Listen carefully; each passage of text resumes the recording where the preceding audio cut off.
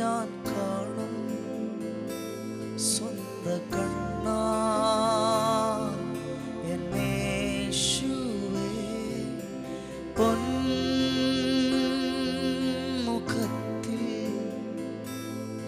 ഞാൻ മൊത്തം ആർത്തിയ ഓ ഞാൻ കാണും സ്വന്ത കണ്ണാ എന്നേശുവേ പൊന്മുഖത്തിൽ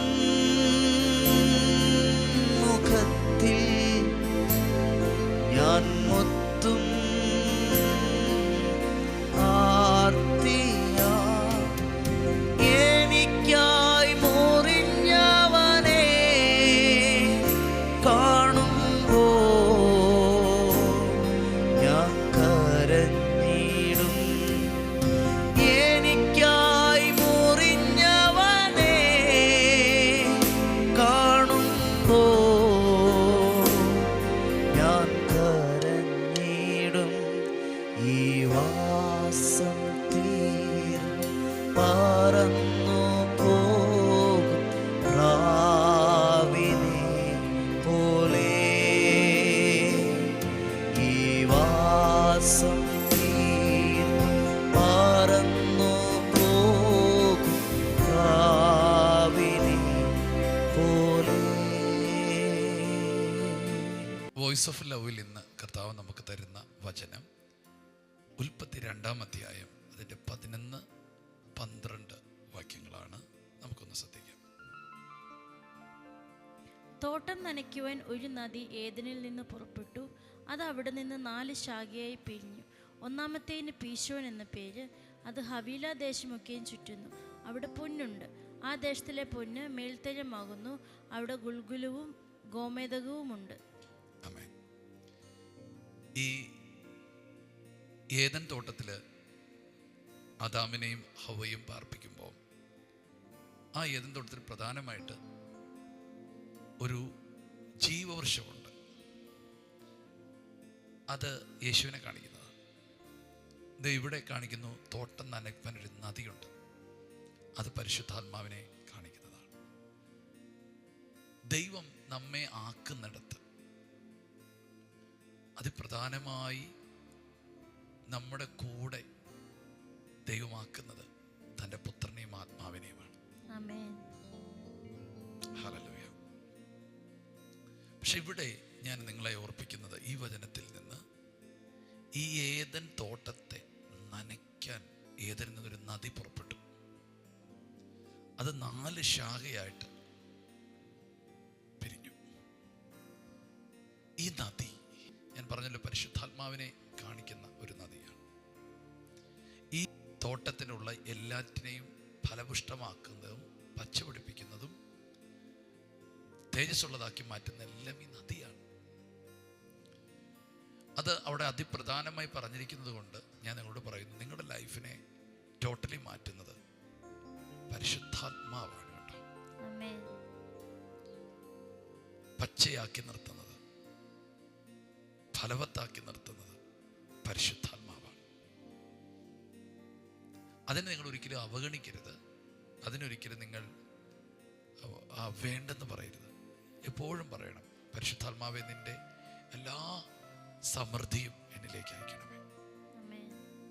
ഏദൻ തോട്ടത്തിൽ നിന്ന് പുറപ്പെട്ട ആ നദിയുടെ ഒരു ശാഖ അവിടെ പറയുന്നു പീശോൻ എന്നാണ്. എന്താണ് ഇതിൻ്റെ അർത്ഥം? അത് വർധനവെന്നാണ് പറയുന്നത്. പരിശുദ്ധാത്മാവിൻ്റെ ഒരു നദി നിങ്ങളുടെ ലൈഫിൽ ഒഴുകുന്നുണ്ടോ? അതിൻ്റെ ഒരു ഭാഗം എന്ന് പറഞ്ഞാൽ ഭയങ്കര വർധനവായിരിക്കും, ഒരു കവിഞ്ഞൊഴുക്കായിരിക്കും. എല്ലാറ്റിനകത്തും ഒരു അബണ്ടൻസ്, സമൃദ്ധി നിങ്ങൾക്കുണ്ടാകും. ഞാൻ നിങ്ങളോട് പറയാം, നിങ്ങൾ സമൃദ്ധിയോടെ ജീവിക്കണമെന്ന് ദൈവം ആഗ്രഹിക്കുന്നു. യേശു വന്നതുപോലും ഞാൻ നിങ്ങൾക്ക് ജീവൻ നൽകുവാനും സമൃദ്ധിയായ ജീവൻ നൽകുവാനുമാണ്. എല്ലാറ്റിനകത്തും നിങ്ങൾ സമൃദ്ധമായി ജീവിക്കാൻ ദൈവം ആഗ്രഹിക്കുന്നു. ആ സമൃദ്ധി നിങ്ങൾക്ക് ലഭിക്കുന്നത് ഈ നദിയിലൂടെയാണ്. ഈ നദിയുടെ ഒരു ഭാഗമാണ് സമൃദ്ധി. ആമേൻ.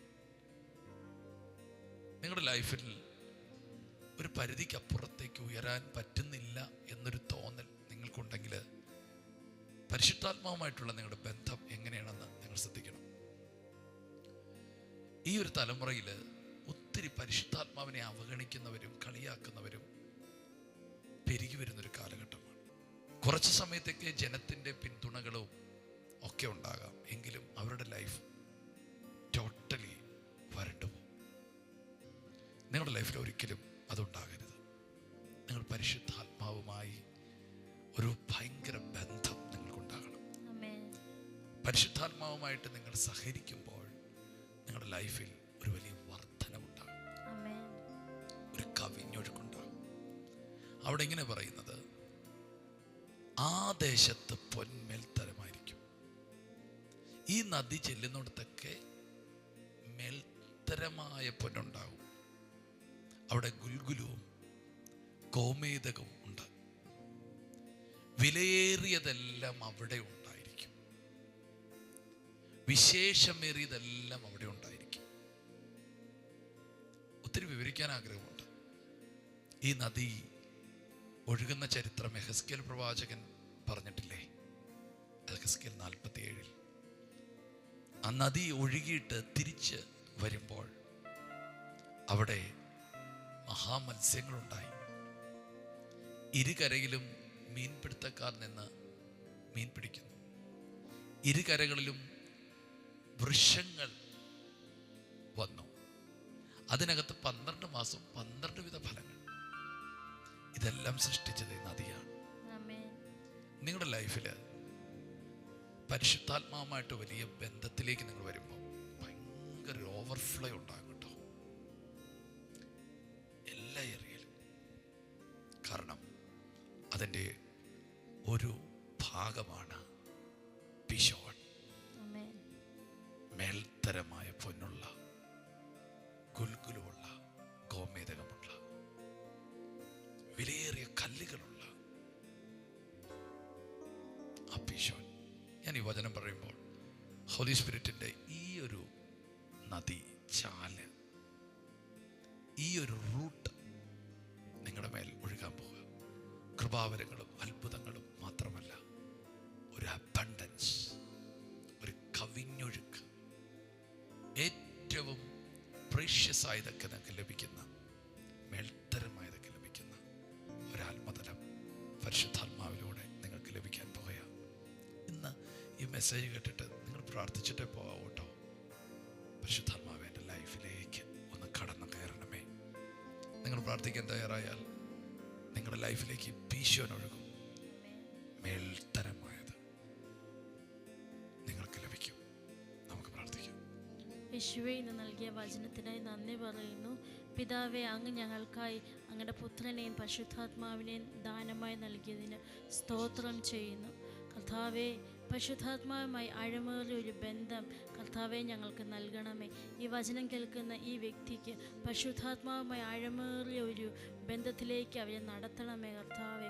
ആ പരിശുദ്ധാത്മാവിലുള്ള എല്ലാ സമൃദ്ധിയും അങ്ങ് നൽകണമേ കർത്താവെ.